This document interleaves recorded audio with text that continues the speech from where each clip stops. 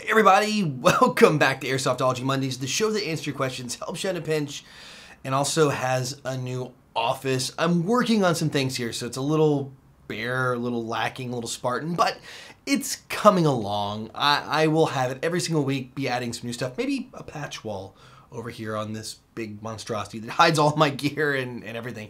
Half camera equipment, half Airsoft stuff. Anyway, welcome back to the show. If it's your first time here or you're bunch of times here. This is the Airsoftology Monday show, which is the Q&A show. I answer your questions that you guys put down in the comment section. So guys and gals, drop your questions down there. Also, please, I encourage this highly, help each other out down there.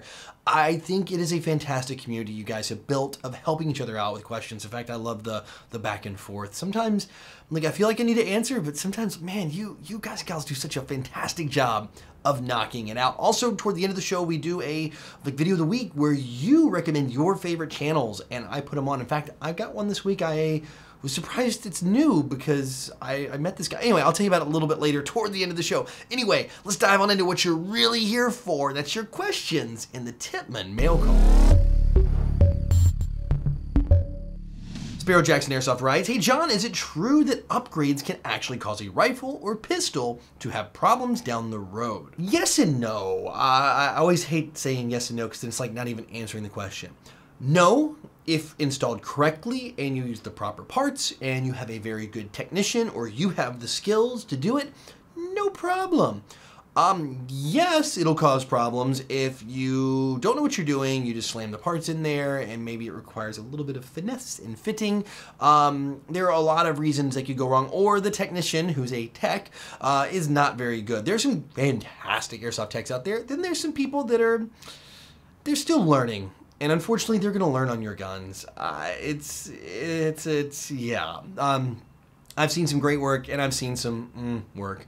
I can recommend some fantastic shops if you guys are looking for some serious upgrades and guns that will last a long time. I mean, like, they're putting big warranties on these things. No problem at all. I can rattle off ePower Sports. I can do Airsoft Barracks in Jacksonville, Florida. ePower Sports is in Hawaii, Oahu. I would say Umbrella Armory, they're in SoCal. I would toss in National Airsoft in Nashville, Tennessee, just to rattle off 4 that I can think of that off the top of my head that are doing some insane upgrades behind that. Anyway, not to plug those companies. They're not paying me to sponsor them or anything, you know, just recommending some good companies I know. I would dare say it is a yes and no question. Down the road, I see people that try to sell their guns and say, oh, it's upgraded. Me, if I'm gonna buy a used gun, I would love to see the word bone stock gun. Upgrade means I don't know who's opened this gun. It could be just a hot mess of good knows what jammed in there, or you could have a fantastic gun. If it says upgraded by, boop, you know, and you tell me the company name, hey, I may go, well, that's a good deal. I may get that one.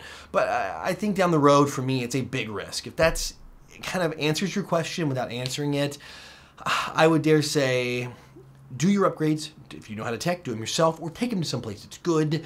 Don't let your friend's cousin's brother, who actually maybe works on these in the basement every once in a while, like once every few months works on one gun, probably is not the best person to work on your gun and have it continue to work correctly. But this tech that you mentioned in your question that has seen a lot of stuff, sounds like he knows what he's talking about, saying, yeah, you can have some troubles. You know, they're usually that honest.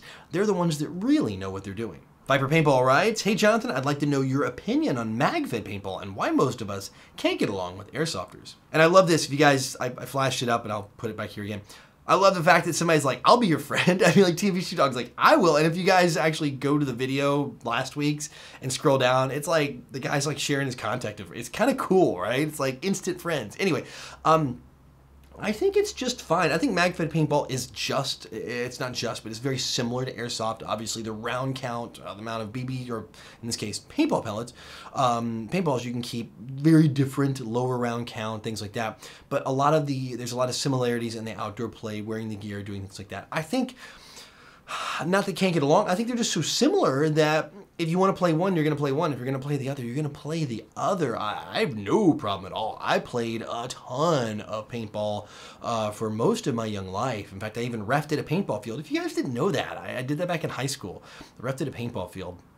So I have a lot of paintball background. Never competitive, but I have some friends on my team back home in Nashville, Tennessee that were competitive paintball players. In fact, competitive at the national level. So I have a lot of friends that are paintballers and still do both. I think we can get along. I think it's just one of those like rivalries, you know, it's like you kind of love to hate each other and then you go and you can hang out. I think if everybody just like actually got together and tried it, at like once we found a way to do like an airsoft versus paintball game, but not even versus. I think you should mix in the teams, like paintball and airsoft all together, both sides, all blended and going at. I would sign up for that. I think it'd be a blast, and I think it would go a long way to help fix that airsoft and paintball relationship. Mr. Philip 590 writes, what are your thoughts about using public transport to and off the field? So this is a tough one because we talked about, I think last week or week before, flying with airsoft guns and traveling across the United States and sometimes country borders. Public transportation is a weird one. I would, first off, not wear your gear on the train or bus. That is the first thing. I mean, you can wear like camouflage pants maybe and some boots, put a regular t-shirt on, look as normal as possible. You don't want to get a lot of attention. You probably, in this case, want to find something that doesn't look like a rifle bag to keep your stuff in, like a large duffel bag or something like that. A rifle bag could draw attention, especially in the United States, or most European countries, anywhere like that. I have seen it around here in Taipei. I think it's a little less worrisome to travel with that because nobody owns a real firearm here. So it's, you know, that's pretty much, well, probably not a real one. You know, a gun bag doesn't draw that much attention. And I see a lot of people wearing camouflage. I mean, not like full uniforms, but like pants or something like that. But for me, I would wear something, obviously not that I'm going to be playing with. Keep it in a bag with your boots and all that stuff. Just look as normal as possible. And then also try to pick a bag to keep your rifle in, and definitely keep it in a bag that is a little more nondescript, a little more subtle, a little less tactical looking. If it is a big rifle bag, you know, that goes in there, it's going to look maybe a little bit. If you do, just kind of keep it with you and all that. In fact, I've actually traveled on public transportation here with a box, an airsoft gun box. Of course, it didn't have a picture of a gun on the side of it, and if it does, flip the box inside out. Most of these boxes that kind of fold up at the top, you can flip inside out and rebuild the box. They all kind of lock together the other way, and you can use that. That actually may be a good solution too if you don't have a gun bag that is a little more nondescript. So anyway, a couple ideas of taking public transportation and traveling with airsoft. Rude Northwest writes, why is there only tracer BBs in .2, .25, and not .28, 3.0, or 3.2? That's a very good question. I think they harken back to the days where, you know, you're looking at Tokyo Marui and some of the Japanese brands, some of the early airsoft with low power guns. I don't know. I know some companies have like come out with heavier weight ones, but no one's really come out like commercially, like with, we're going to do .28s or 3.0s in tracer BBs. I think that could be cool. I don't know. There might be a thing about, you know, the material they put in to make it heavier. It could affect the ability for the BB to glow. I'm not sure. This could be something I could look into. I know myself, I run .28s or heavier typically when I play airsoft. .28s or 3.2s, 3.3s. That is me. That's what I usually run, or 3.0s. So I would love to see something a little bit heavier weight. I think it might be a cost thing too. I don't know. I mean, tracers are already very expensive. And then how many people actually want to buy them? I don't know. Let me know, guys. I'll dig into it a little bit more. I know there's some great BB manufacturers here in Taiwan. In fact, some of the best BBs in the world from the big companies are made by OEMs here. So maybe I could reach out and find something out. And if you guys are interested, maybe find a way to get them out. I don't know. Let me know in the comment section below if it's something you guys are interested in. And if you do, guys and gals, use tracer units, I'd be curious if there's big enough market for this worldwide. Komodo Gaming 111 writes, hey Jonathan, when can we expect the VFC Virgo system to be available and for what price point? Believe it or not, it is out already. It's in limited sales. I think they have limited quantities on the first batch. I think they're only doing the brushless motor ones right now. And I forget the exact price point. I saw the price list. I want to say it is in the high 500s US dollars, like 550, 575. Don't quote me exactly in the price, but it's in the 500s. For the body, you get a mech box, all the guts, the brushless motor, the programmer, a grip, upper and lower receiver, and a barrel, an outer barrel, 10.5 inch. I think that's it. I don't think you get an inner barrel. I don't think you get an inner barrel. Anyway, or a hop-up unit. That is what you get. Maybe you do get a hop-up unit. I think you do get a hop-up unit. Anyway, that's what you get for the $500 and some dollars. It is a premium offering. And you still have to get a rail, you got to go get a stock, you got to get all this other things to go with it to make it work. But it is brushless. In fact, I've been thinking about purchasing one since they are available, and I do have access to buying one here in Taiwan.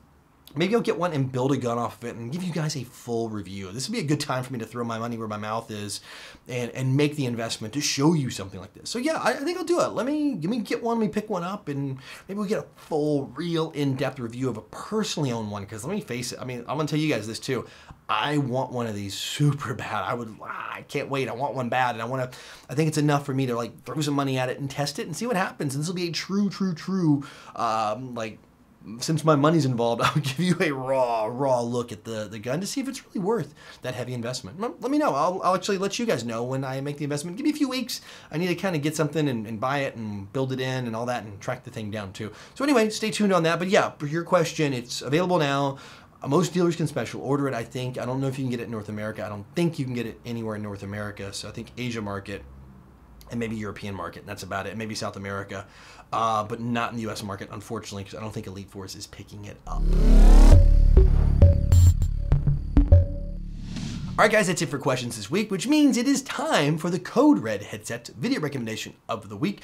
And this one comes from Rick Makes Stuff, and he recommends his buddy Stubaka 117. And I was sitting there going, why does that name ring a bell? Actually, I've met Stubaka, or I think it's Stu, I forget his last name, here in Taiwan. Actually, I think it was at Taipei at the MOA show, I want to say is what it was.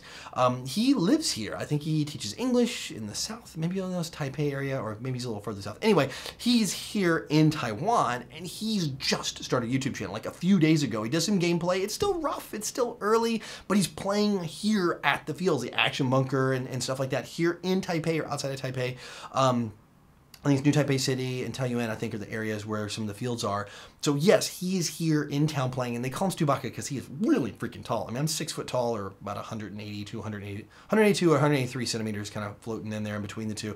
And he's like that much taller than me. The guy's like towers over me. Anyway, maybe we'll get out and do a collaboration. Right now he has like almost no subscribers, like 55 or something like that. He's like 6 or 7 videos up there, and they all like have a few watches each. But I thought this is great because it's a fellow player. He actually is from the UK, I think, with the accent and all that. I don't know exactly where, but he's from the UK. He's transplanted here into Taipei, and definitely is worth the watch. Another transplant here in Taiwan. So anyway, guys, if you want to check out the channel, like always, I'll have a link in the description below, and of course the subscription down there, and all the channel and all the good stuff. And if you like what you see, mash the sub button and tell them I sent you. Well, that's it. Thank you as always for hanging out. And of course, if you guys want to support the show, there's a lot of ways to do it, especially by supporting through the web store. We got some great patches up there. I got like Tactic Corgis and some patches that are all custom made that I sell in the store. Of course, it's airsoftology.com/store, and you can check it out. I have a link as always. It's on like below every single video I do. It's one of the first links down there. Hit it if you see something you like. Click to buy. I do ship here, international, worldwide, free shipping. So there's no extra shipping. No matter where you are in the world, you're always paying the same. I try to keep these extremely affordable, and it helps support the show. Anyway, guys and gals, until next week, go out, play some airsoft, have some fun. But no matter what you do, call your freaking hits.